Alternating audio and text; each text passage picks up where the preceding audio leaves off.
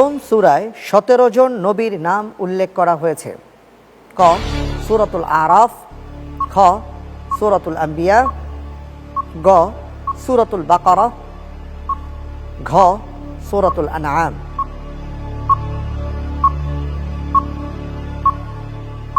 এখানে এমন একটি সূরা রয়েছে যেখানে ১৭ জন নবীর নাম উল্লেখ করা হয়েছে। 50-50 চান্স এটা চাচ্ছি। 50-50 চান্স নিতে চাচ্ছেন? জি। সোহেল রানা ভাইকে 50-50 চান্স দেয়া হোক। জি, সূরাতুল বাকারা, সূরাতুল আনআম, দুটো অপশন আমাদের সামনে আছে। উত্তরটি হচ্ছে ঘ সূরা আল আনআম। ঘ সূরাতুল আনআম লক করে দেব? ইনশাআল্লাহ। ঠিক তো? ইনশাআল্লাহ। বুঝে শুনে বলছেন? ইনশাআল্লাহ। ইনশাআল্লাহ লক করে দেয়া হোক ঘ সূরাতুল আনআম। সূরাতুল বাকারা সবচেয়ে বড় সূরা, এই সূরাতেই তো সম্ভাবনা। আপনি বললেন ঘ সূরাতুল আনআম। আমরা দেখি যে উত্তরটি কি হয়েছে।